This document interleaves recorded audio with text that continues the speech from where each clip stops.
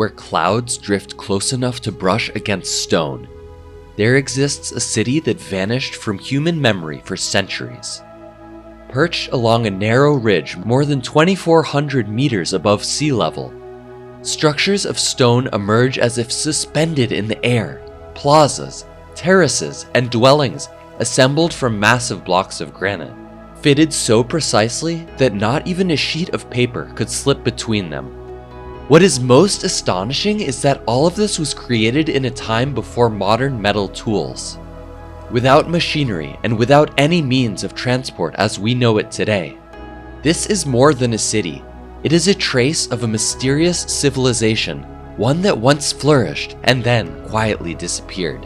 This is Machu Picchu, the hidden city of the Inca, where every new discovery made by scientists does not simplify the past, but deepens its mystery.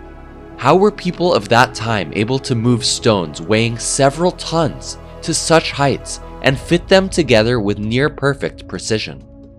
And what allowed these structures to endure for more than half a millennium despite relentless earthquakes? The journey is not only a search for answers, it is an invitation into a world of forgotten temples and stone stairways concealed within the clouds, where every remaining trace holds a story that has yet to be fully told. More than half a millennium ago, at the height of the Inca Empire, a decision was made, quietly, yet filled with ambition. The Emperor Pachacutec, the man who had expanded his empire beyond all known limits, did not seek a palace at the center of power. Instead, he chose to step away from the known world, to build a place that would belong only to himself. It was a place of stone, wind, and isolation. On all sides, sheer cliffs plunged into the depths below. At its feet, a mountain river roared without rest. And beyond, the peaks of the Andes rose like natural walls, enclosing the land. In this remote and nearly unreachable world, a city began to take shape, not to display power, but to remain hidden.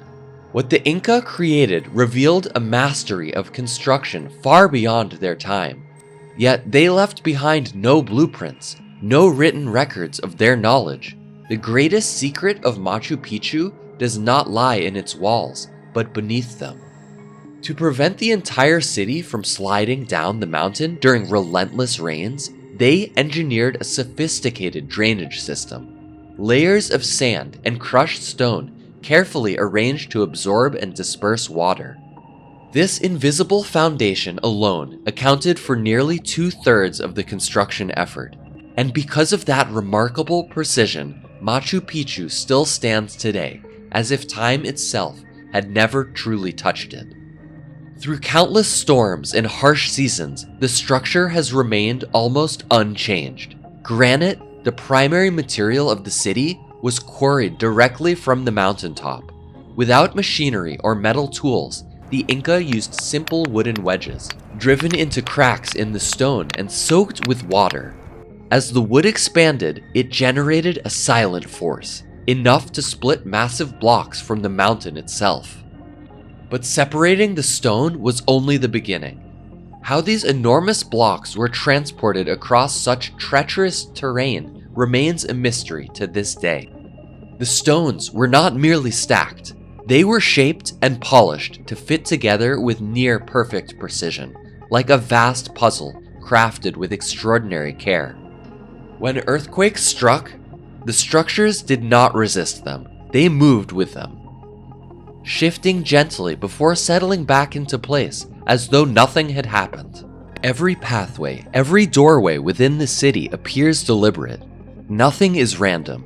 The entire site aligns with the movement of the sun, as if Machu Picchu itself were built to follow the rhythm of the sky. And yet, for more than 4 centuries, it nearly vanished from human awareness. What makes this even more astonishing is its proximity, only about 100 kilometers from Cusco, the former capital of the Inca Empire. A distance not far, yet one that concealed it almost completely. In the 16th century, as Spanish conquerors swept through the region, many Inca cities were destroyed, and the traces of an entire civilization were altered or erased. But Machu Picchu was different. It was not destroyed, it simply disappeared. The Spanish heard rumors of a hidden city somewhere in the mountains, a place that existed but could not be reached. There were no roads leading to it, no clear traces to follow. The steep slopes, dense forests, and constant veil of mist became an unintended shield, hiding Machu Picchu from all who searched. And so, the city remained, while the world beyond slowly forgot it. The cliffs and thick jungle transformed the path to Machu Picchu into a near impenetrable labyrinth. No army could advance deep enough to reach it. Because of this, the city escaped destruction, preserving much of its original form. Over time, Machu Picchu faded from memory. It became a story, then a doubt, and eventually, something almost unreal. Until one day, in July of 1911, that story changed direction. The historian Hiram Bingham arrived in Peru searching for Vilcabamba, the final stronghold of the Inca. He was not a trained archaeologist, but he was driven by a desire to discover, supported by Yale University. Local villagers told him of a place high in the mountains, ruins forgotten by time, known simply as Machu Picchu, the Old Mountain. On July 24, 1911, under cold rain and persistent mist, Bingham began his ascent. With him were a local sergeant and a 10-year-old boy named Pablito, who guided them along ancient stone steps, path his family had long used for farming. Unaware they were walking through the remains of a lost empire. The journey was harsher than expected. Clinging to roots, climbing steep rock faces, they pushed through wet and slippery jungle. And then, as the mist slowly lifted, Bingham stood still, unable to believe what he saw. Before him, pale granite walls emerged from the forest. Silent, untouched, as though they had just awakened from centuries of sleep. Vines covered the rooftops. Nature had reclaimed everything, yet beneath the moss and leaves, the stones remained perfectly joined, as if the city had never truly been abandoned. In his own writings, Bingham admitted that he could scarcely trust his eyes. The structures stood at the edge of deep ravines, impossibly stable. He walked among terraces and stairways, like someone lost in a labyrinth forgotten by time. His hand brushed across smooth stone surfaces, clearing away layers of dust gathered over centuries. And then he noticed something striking. There were no signs of European presence. No crosses, no Spanish architecture. It was as though this place had been completely overlooked, untouched by the outside world. Machu Picchu was not simply discovered, it felt as though it had been returned from the hands of time. Yet in that very moment, Bingham misunderstood what he was seeing. He believed this was Vilcabamba, the last stronghold where the Inca had retreated to escape the conquerors. It was a theory that seemed reasonable, but one that ultimately led him astray. Years later, historians would begin to piece together the truth. Vilcabamba was not here. It lay deeper within the jungle, smaller, more concealed, and far removed from the grandeur of the city. As that misunderstanding faded, something even more profound emerged. This was not a final refuge. It was something far more mysterious. Bingham began large-scale excavations. Beneath layers of earth and stone, more than 170 human remains were uncovered, leading to theories that this might have been a sanctuary of the Virgins of the Sun. Yet the truth remained elusive, and in 1913, when the first photographs appeared in National Geographic, Machu Picchu captured the attention of the entire world. Its discovery forced humanity to reconsider its limits. How could a civilization without iron, without the wheel, without draft animals, create something so precise and enduring? And why, at the height of its existence, was it abandoned as though it had never been? These questions did not disappear. They only multiplied with each new discovery. As researchers cleared away layers of jungle, one truth became undeniable. Nothing here was random. Every terrace, every wall, every stone had been placed with intention. Machu Picchu was not a fortress. It was something else entirely. A meeting point where Earth seemed to touch the sky. The excitement of discovery was soon replaced by growing controversy. Thousands of artifacts were taken to the United States by Bingham, under a promise that they would be returned within 18 months, a promise that would stretch across nearly a century. Only in recent years have the objects belonging to Machu Picchu gradually made their way back to Peru, and it was only when they returned that the real journey truly began. What humanity knows about this city is still only a fragment of the whole. The greater question remains: how, at such an altitude, among sheer cliffs, could a structure of such scale and precision be built without the tools once used by the Egyptians or the Romans? And perhaps the answer lies right here. Standing in the central plaza of Machu Picchu, one cannot escape a certain feeling, as if this place exists beyond the limits of human capability. No cranes, no steel cables, not even basic metal tools. In their hands were only stone, copper chisels, and a handful of simple wooden instruments. And yet, from these humble means, the Inca shaped granite, one of the hardest materials on Earth, into forms so precise they defy the expectations of their time. To build a city suspended between sky and earth, the Inca did not seek materials from afar. They carved stone directly from the mountain itself, a decision both practical and ingenious. Transporting massive blocks from the valley below would have been nearly impossible, even with thousands of workers. Without mortar, without clay, without any binding substance, they raised walls that have endured for centuries. Each stone holds its place through its own weight and the near-perfect fit with its neighbors, an achievement that remains astonishing even today. Every block is unique, shaped with 6 to 12 precisely cut faces. The Inca did not build from fixed plans. They worked as if solving a puzzle without a blueprint, placing, removing, reshaping, again and again, until each stone found its exact position.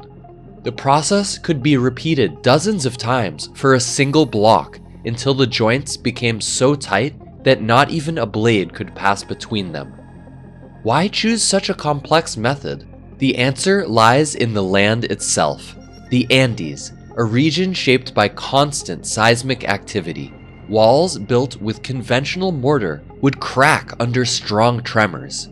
But at Machu Picchu, the system works differently.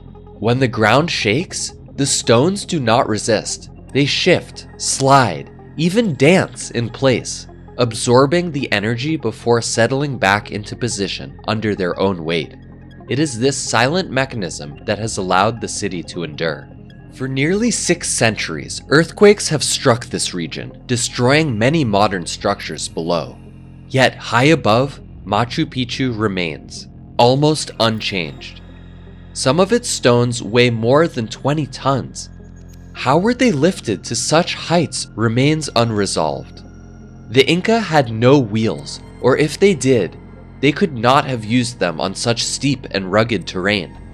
Instead, every movement relied entirely on human strength. Hundreds of people worked together, pulling massive stones with ropes, moving in coordinated rhythm along prepared paths. Beneath the stones, they placed rounded logs and river stones to reduce friction. Protrusions carved into the blocks served as anchor points for levers, allowing careful adjustments in direction. Once in place, these protrusions were removed. Without iron tools, they relied on deep knowledge of material and extraordinary precision in every action. And from that precision, something greater begins to emerge. Granite was not shaped by force alone, but by patience. Through countless days, through hundreds of skilled hands and relentless repetition, the extraordinary took form. Inca architecture seems to transcend time itself.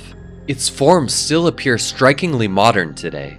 Rather than resisting the mountain, the structures merge with it, transitioning seamlessly from raw rock to built walls, as though no boundary had ever existed between nature and human design. In this way, Machu Picchu feels less constructed and more born from the mountain itself. Beneath that harmony lies another layer of meaning. Each wall reflects not only structure, but social order. Rough walls of smaller stones mark the spaces of daily life, but as one moves towards the center, the craftsmanship becomes increasingly refined. In ceremonial and royal areas, stones are polished to such perfection that they can reflect light like a mirror. The main temple and central plaza represent the peak of this mastery, where every detail approaches perfection. The walls are not perfectly vertical, they lean slightly inward, a deliberate choice that enhances stability against seismic forces. The Inca did not only understand physics, they built with a vision that challenged time itself. Machu Picchu is not merely a city. It functions like a living organism, where every element is interconnected. From above, terraces stretch endlessly along the mountainside. There are the famous agricultural terraces, not decoration, but necessity for survival in such an unforgiving landscape. In heavy rains, everything could be washed away. On these steep slopes, soil cannot remain in place. Yet the Inca turned this challenge into an advantage. Instead of fighting the mountain, they reshaped it. Each terrace forms a layered system, large stones at the base, followed by gravel for drainage, then sand, and finally fertile soil brought up from the valley. A simple design, yet one capable of sustaining life where both earth and water constantly seek to escape. These terraces do more than hold soil. They function as a sophisticated system. Rainwater is absorbed and filtered through layers, preventing erosion. During the day, the stones absorb heat from the sun. At night, that warmth is released back into the soil, nurturing plant roots. Even at an altitude of over 2,400 meters, crops such as maize could grow, thanks to a carefully created microclimate. These high-altitude gardens were capable of sustaining between 700 and 800 people, according to researchers. The Inca became largely self-sufficient, yet at this elevation, the greatest challenge was not food, but water. Machu Picchu has no massive reservoirs or deep wells. Instead, it relies on a water system that has functioned for 5 centuries. Water is drawn from a natural spring higher up the mountain, flowing through stone channels stretching nearly 750 meters into the heart of the city. Every gradient, every flow is precisely calculated, ensuring water neither stagnates nor damages the channels. From the main source, water continues through smaller conduits, feeding approximately 16 fountains distributed throughout the city. A continuous flow, quiet, steady, like the lifeblood of the entire settlement. The Inca understood that stagnant water beneath structures could lead to disaster. Beneath plazas and buildings, layers of gravel and sand ensure constant drainage. The water supply system is kept entirely separate from drainage channels, where rainwater carries soil and debris away. For them, controlling water was not merely engineering, it was survival. Even during heavy rainfall, water never accumulates. It seeps through the ground, passes through layered filters, and is guided away through hidden drainage systems. All this operates without pumps or modern pipes. Even today, engineers admit that recreating such a system would not be simple. But the true brilliance of the Inca lies not only in technique, it lies in their philosophy. They did not impose upon nature, they adapted to it. If a massive rock blocked their path, they did not remove it. They incorporated it into foundations, walls, even sacred spaces. The rock retained its natural stability, and the city became an extension of the mountain itself, stronger against landslides and time. From this approach, a greater truth emerges. Every detail at Machu Picchu, from the smallest channel to the grandest wall, reflects a level of understanding far beyond its time. This is not merely a construction, it is a system capable of sustaining itself in near total isolation. Within the city, life followed a strict order, deeply tied to ritual and belief.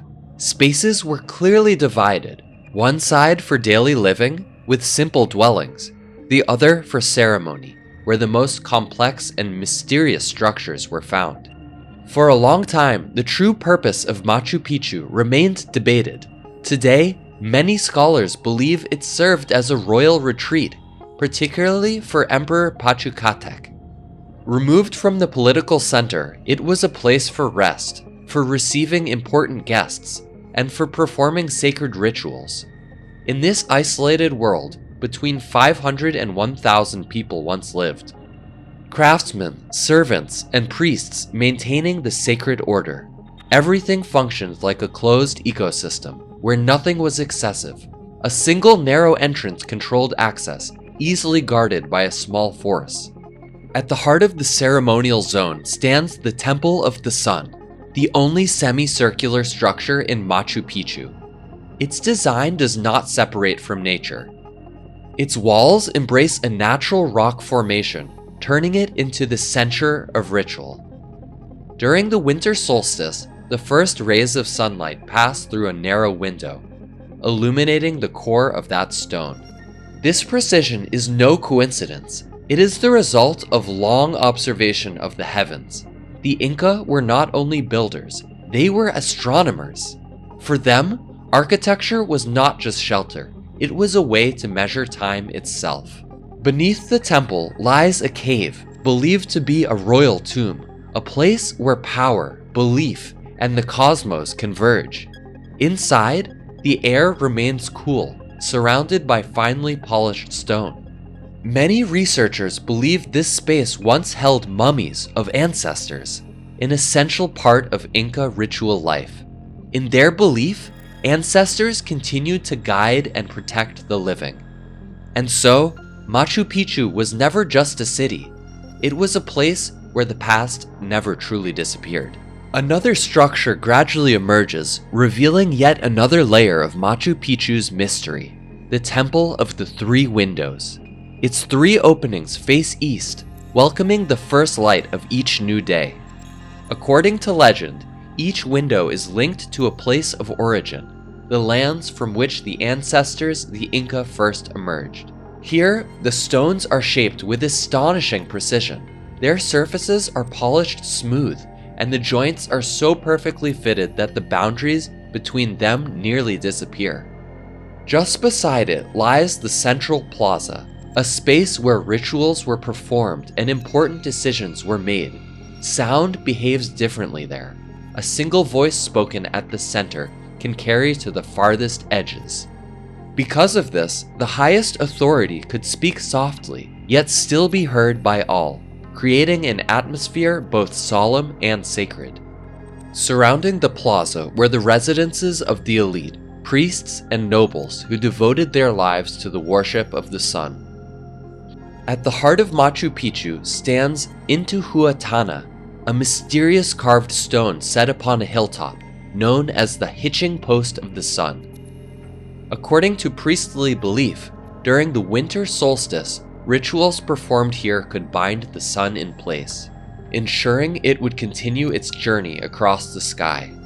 The stone itself was carved directly from the natural bedrock, aligned with the movement of the sun. For the Inca, the sun was not merely a source of light, but a living force, one that determined the survival of their entire world. Intihuatana remains one of the few such structures still standing today, while many others were destroyed by the Spanish. Perhaps because of this, the place carries a unique stillness, as if time itself has never fully touched it. Even now, some visitors believe that, on overcast days, they can still feel a faint warmth radiating from the stone. Life in Machu Picchu revolved around the central plaza, where ceremonies, gatherings, and decisions shaped the rhythm of the city. From this center, everything was arranged with careful order. The houses themselves were simple, almost empty by modern standards. There was no furniture, no luxury. People rested on animal skins or woven mats, while their belongings were stored in small niches carved directly into the stone walls. Life may have been austere, but it was never careless. Every detail was intentional. Each dwelling was designed with ventilation and drainage systems, ensuring stability within a harsh environment. Within Machu Picchu, everything functioned as a self-sustaining world. Each sector contained its own workshops, places where alpaca wool was woven and pottery was crafted for daily use. Life moved in a steady rhythm, guided by cycles observed by the priests in the sky above. And yet, the existence of this city was surprisingly brief, lasting less than a century. Around the year 1572, its inhabitants departed suddenly, taking with them everything of value. There were no signs of war, no traces of destruction, only silence remained. Over time, the jungle slowly reclaimed the stone walls, concealing Machu Picchu from the world for nearly 400 years. Despite extensive research, the reason for its abandonment remains uncertain. The most widely accepted theory is linked to the arrival of the Spanish. Though they never reached the city, they brought with them diseases from Europe, illnesses to which the Inca had no resistance.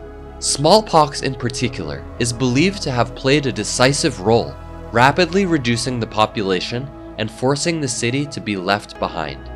Another theory points to internal conflict, civil war among the ruling elites as the empire fractured just before the arrival of the invaders. When central authority in Cusco collapsed, sustaining life at Machu Picchu became increasingly difficult. The Inca retreated deeper into the forest, perhaps hoping to return, but that moment never came. Before leaving, they even destroyed the paths leading to the city, as if sealing it away from the outside world. For a long time, Machu Picchu existed only as a faint memory, preserved in the stories of a few local families hidden deep within the forest. Today, it stands as a mysterious wonder, one that even modern science has yet to fully understand. Recent surveys suggest that beneath the city still lie hidden spaces, sealed chambers that have remained untouched for centuries, waiting for the moment they will finally be revealed. It is not easy for Machu Picchu to reveal its secrets, even as thousands of people follow ancient paths each year to reach this place. The precision with which the Inca tracked the movement of the stars remains something we have yet to fully understand. Nor do we know how they managed to move massive stone blocks across slopes that rise almost vertically. Yet beyond all these questions, one truth slowly becomes clear. Machu Picchu is not merely a triumph of engineering. It is the expression of a civilization that understood nature and knew how to live in harmony with its power. It was not wealth that defined their greatness, but the ability to exist alongside the natural world. And Machu Picchu stands as one of the clearest testaments to that idea. Through empires, through conflict, through the passage of time, the mark left by its ancient builders remains, quiet, enduring, as though it had never been forgotten. The true limit was never in the tools they lacked, but in the strength of human will and belief. That truth is etched into the near invisible joints of granite, and in the way the first light of each morning still finds its path to the altar of the Temple of the Sun. With only the simplest means, they created a city that should not have been possible, yet it still stands, suspended among the clouds of the Andes, a lasting imprint of a world that has long since passed.